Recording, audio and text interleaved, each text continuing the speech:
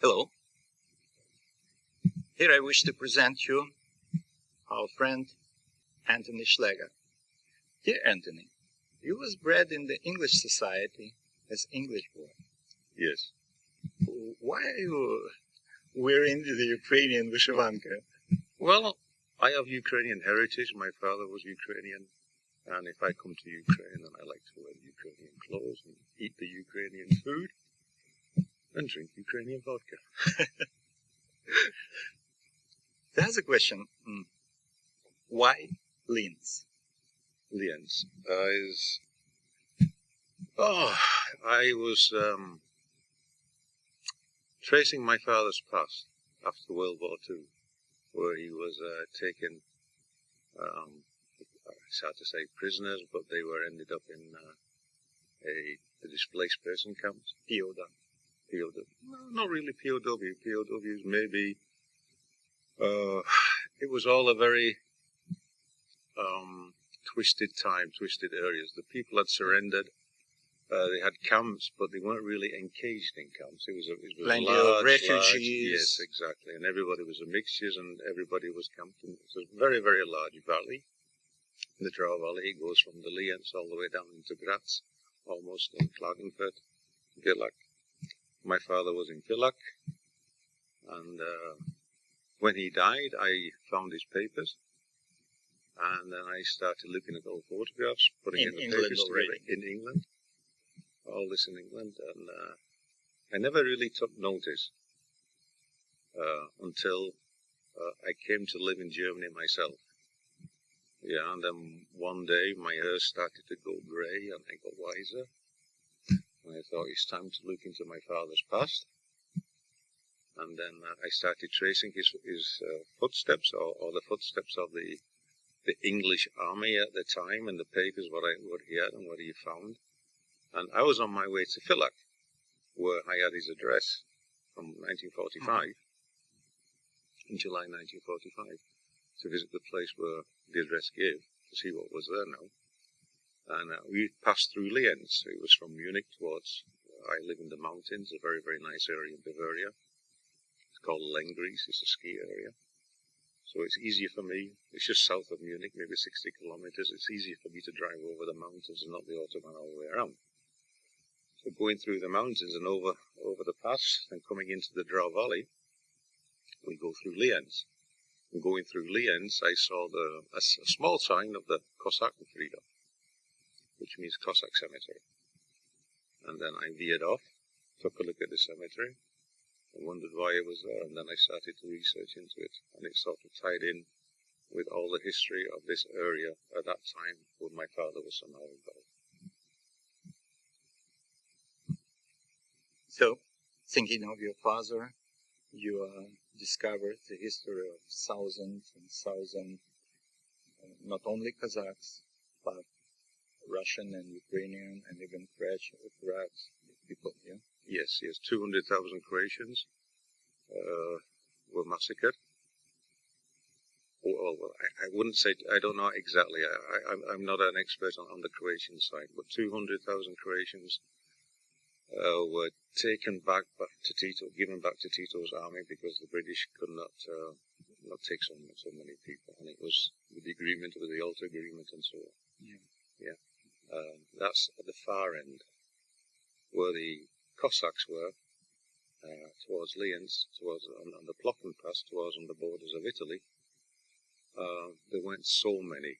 I said so many. There was maybe 25,000, 30,000. Big point. Yes, but spread over maybe 200 kilometers. But even so, the British were in Klagenfurt, and they only had they had one corps, I think, 25,000 men, to try and control the whole area. And one day there was an order to move them to Stalin's side. Yes, the order of the deportation came through, and they started around about 28th or 27th of May 1945 to actually move, and they had moved other camps in their areas.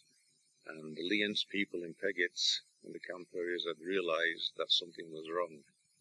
The British had, a few days earlier, had taken away their officers in Spital. They tricked them into a meeting there. They told them that they would like a meeting of all the officers, and they would discuss new weapons and maybe new uniforms and how to form maybe a new army. So they went over there, everybody happy, everybody in their dress suits, parade uniforms, and they were taken prisoner. So they were leaderless, the people left behind. That was the beginning of the process. That was the beginning of It took the process. place in several days. Yes. It didn't just happen like that. But the most tragedy were their wives and their kids joined them moving through that bridge Right. over the river. The bridge over the Drau, the tragedy. The tragedy happened on the morning of the 1st of June, I think it was a Friday, 1945. And they realized what was happening, and they would be taken away by this time. But they did not want to fight the Brits, because if they knew they fought, well, first of all, they had already given their weapons up. Yeah. Secondly, the people who were there were really the elderly and the young cadets. Most of the men, contrary to the people what say, the Panvits and the 25th, the 15th Cavalry Corps, and the Don Cossacks were not actually in Lienz. They were further down the valley, the army. So they were not here. This was the refugee camp. This were the camps of the elderly, of the young. This was what they call in German the Tross, the rear, the rear of the camps. So they were basically left alone and to defend themselves. The priest had called upon a quiet, peaceful demonstration. We will not be taken, we will not go back, but we will not fight back. So he started to pray, made a liturgy, started to pray. And it went on too long, and the British told them to stop praying. And they wouldn't, and they couldn't. And they wouldn't, they couldn't. And then they got tired, and then somehow the order came in, okay, you move them by force. Okay, and then eventually, if needed, lethal force. And it got out a little bit out of hand, and it was quite brutal what happened. Even shooting. Yes. Some shots were fired. In the books that I've read, that I've done all the research on, I believe 8 people actually got killed that day through shots. One of which was a friend of mine now. He's still in Lienz, one of the last survivors, Michael Reiner, the Ottoman in Lienz of the survivors. He was shot by his father. He was holding his father's hand when a bullet shot his father. His mother had died already coming over the path, giving birth to his sister. So he was left homeless, and somehow he managed to get over the other side of the Drau with the other people. It's a very, very small bridge, a narrow bridge. The people were crammed and trying to get in, and some people just threw themselves into the river just trying to get across. Some drowned, some made it, some threw the children and the babies in. If they saw other people when they made it across the way, the women, some of the women gave their children to the people they saw and then threw themselves in, so they were not taken. Quite sad. And Michael, he managed to survive because he made it to the next farmhouse. And there they took him in and kept him, and they brought him up as their own.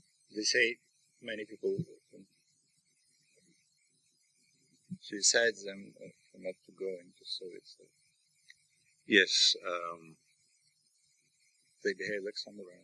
Afterwards, and during and afterwards, they realized that they were being taken away and they were going to be returned at all costs. Some of them hung themselves. Some of them, one father shot all his family and himself.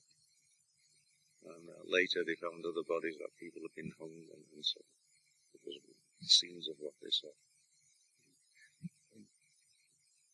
Now, you built the monument for the Lienz tragedy, wrote in the book. And it was not enough for you, and you still built a chapel on the cemetery. Yes, now over the years they've actually, I haven't done it, but I cannot take any credit for this chapel, but I Still, donated. you played a role in the Yes, process. yes. I gave some books for the sale, for the purchase, to be donated for the chapel, and I helped where I could. The chapel has been built through the Black Cross, which is the equivalent to the, I don't know what it's called. Yeah, Schwarze Cross. The We know the Schwarze organization Cross, yes. because there are several German cemeteries in Ukraine, and they look up to those. Well, that's good. Yes, so they made a major role in the building, taking over it, and we raised the money through concerts and through donations through various peoples and businesses, and it's finally happened. Yes. And these days you were invited to Ukraine by the head priest. Yes, I actually was quite an honor to be invited over this time, and to be invited to the Archpriest Hilarion from Ravine, and he sent over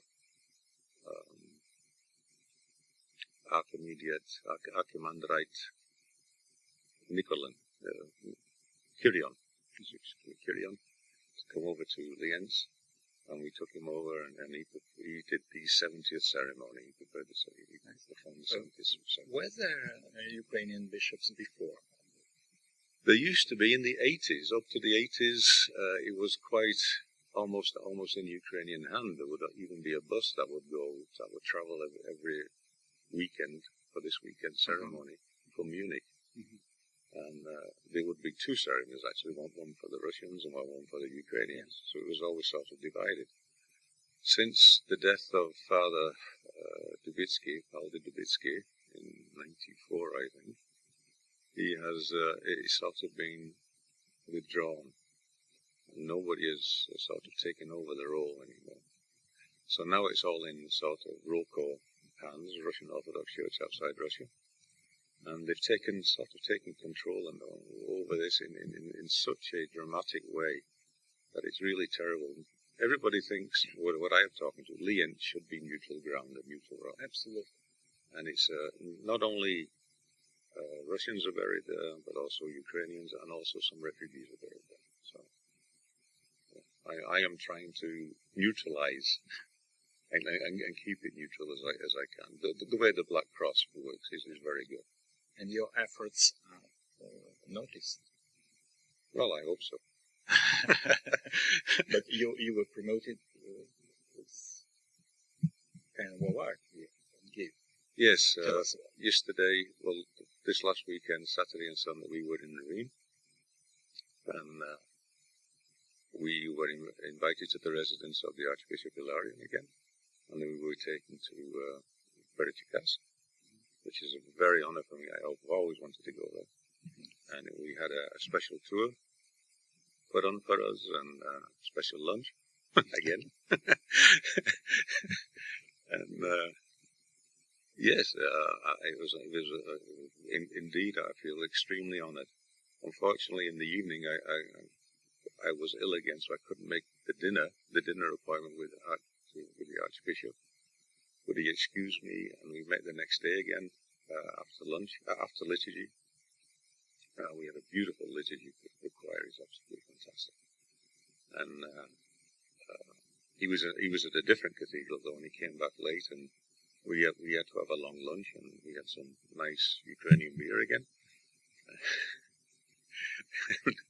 And then when the bishop came, yes, he took us into the cathedral again and showed us around, and he promoted me, or not promoted me, but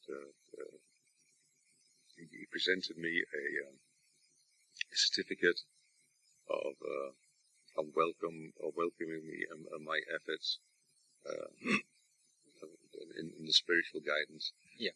And signed by the Patriarch Philaret. Nice. So let's count was a visit card, and we continue interview with you in text, some photos, and our readers are welcome to join Ukrinform news agency for the next story. Thank you very much. You're welcome. Thank you. Thank you, Volodymyr.